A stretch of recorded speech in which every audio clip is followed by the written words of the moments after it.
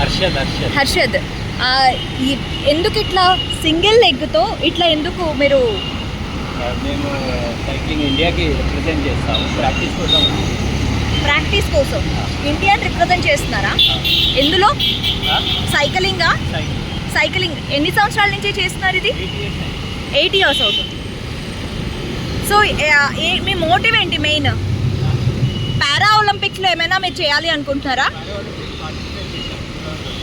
2024లో. Okay, అప్పుడు ఏమైనా మీకు కప్ కానీ ఏమైనా వచ్చిందా?